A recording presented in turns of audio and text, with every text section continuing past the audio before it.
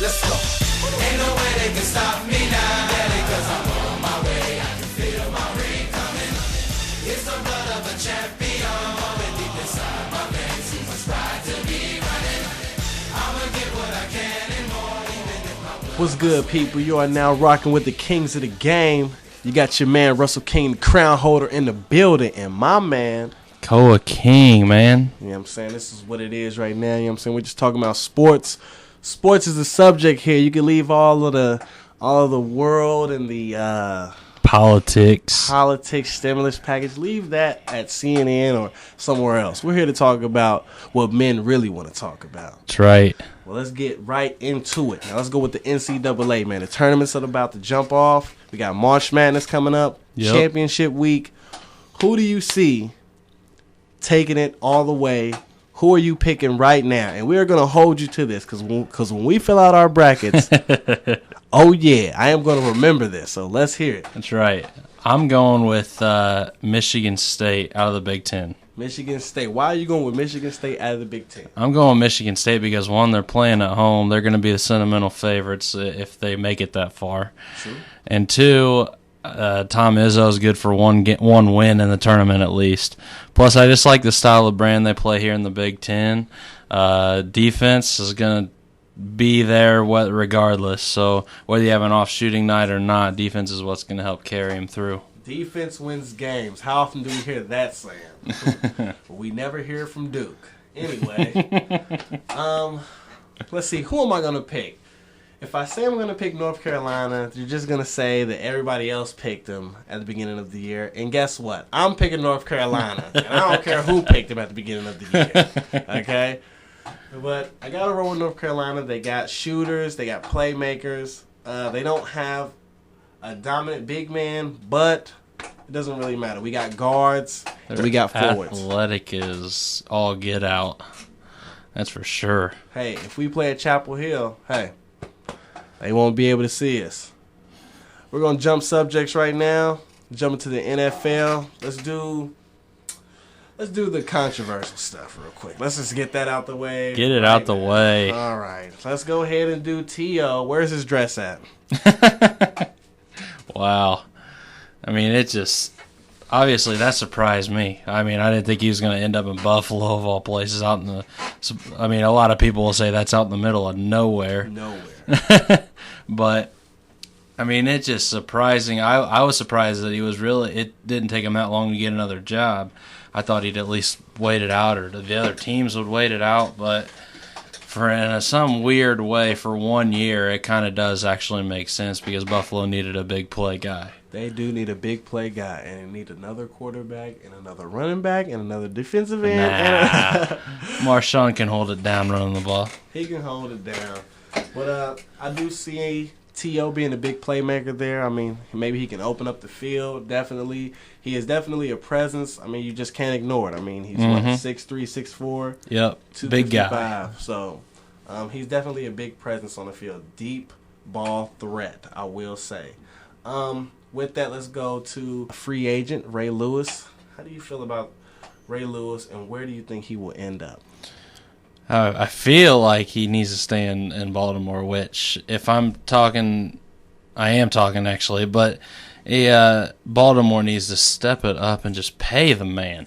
Pay the man. Pay the man. I mean, the dude is the franchise. I mean, it's like Jordan. You can't have Ray Lewis leaving to go to wherever, Dallas among them. I mean, you can't have him. It's like Jordan going to the Wizards.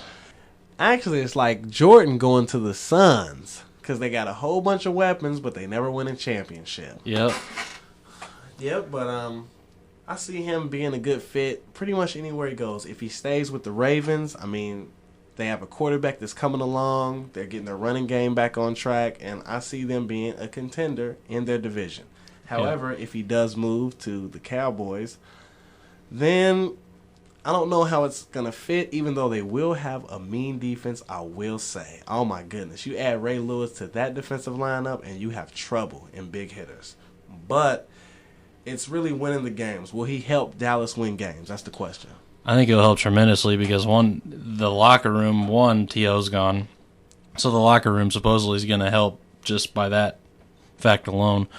Ray is, obviously a leader anywhere he's going to go. Obviously he commands respect. Just think about that kind of leadership, though, in that linebacking core with him and Zach Thomas, both running around, causing trouble. So, he's going to help them win games. He's going to help Baltimore win games. That's just how it is. It just doesn't matter. He's a great player. Well, let's go with the trades. We've got Marvin. We don't know where he's going yet. We got TJ moving to Seattle. How do you see TJ and his place in Seattle as making them progress as a championship team? Yeah, it's NFL parity. You think about it. Just this last year, you had who would have thought the Atlanta Falcons would even be 500, let alone in the playoffs.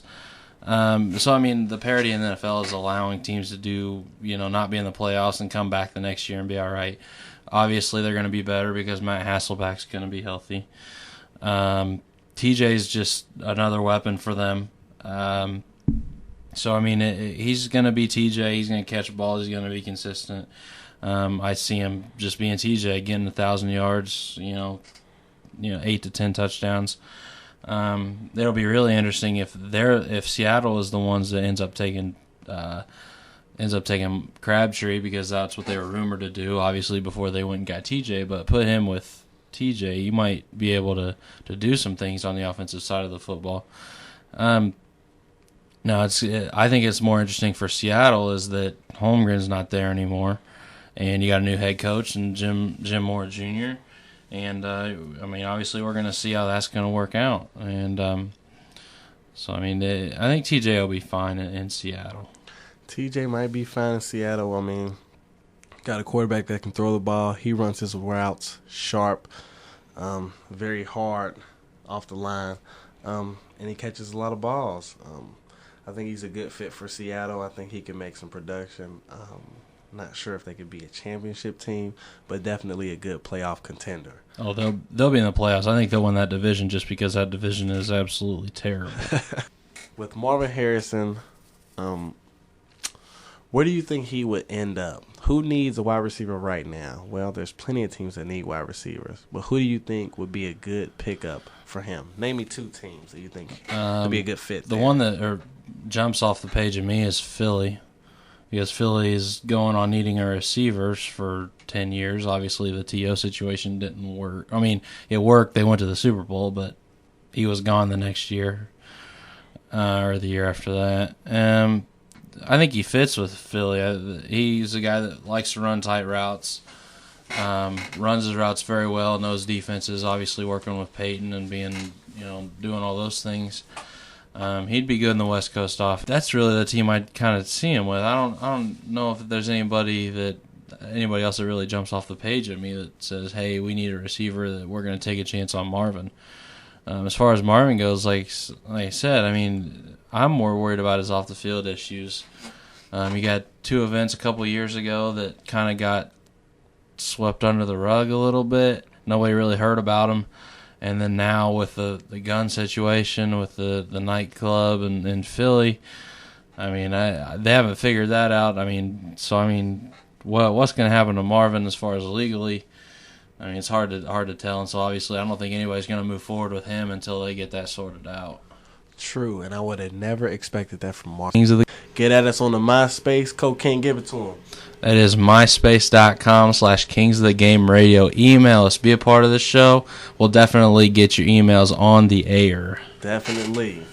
Hey, as I say, or as Dan Rather, or as Edward R. Murrow, well, one of them guys, good night and good luck. Holla! This is Kings of the Game Radio.